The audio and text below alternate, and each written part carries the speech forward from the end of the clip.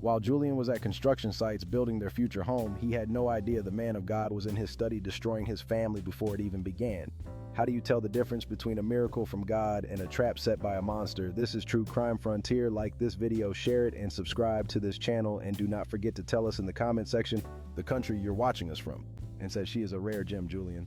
I will personally look after her soul to ensure she is ready for the life you want to build. But while Julian was out at construction sites dreaming of the blueprints for their future, Bishop Thomas was drafting a different plan. It began with late-night filing sessions and spiritual counseling. Thomas told Clara she had a darkness in her past, the trauma of losing her parents, that only he could heal. He isolated her, telling her that Julian was a good man but spiritually immature, unable to handle the complexities of her spirit. In the summer of 2004, months before the wedding, the line was crossed. In the bishop's private study behind locked oak doors, the man of God became a predator. He convinced Clara that their connection was a divine exception, a secret bond that would empower Julian's future through Thomas's influence. He used her need for a father and her fear of being alone as a leash. By the time Julian and Clara stood at the altar in October 2004, Clara was already 3 weeks pregnant. She stood there in her white dress, trembling.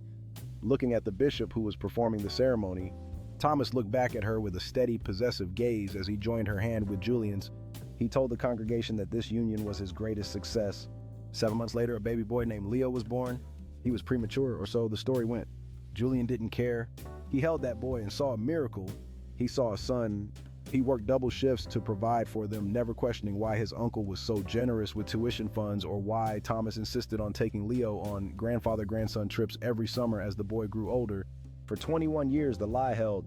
Leo grew up looking remarkably like the Miller men, strong jaw, commanding presence.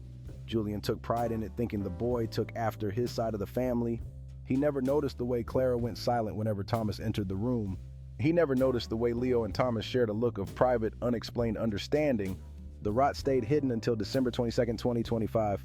Julian, now a successful architect, was clearing out his late uncle's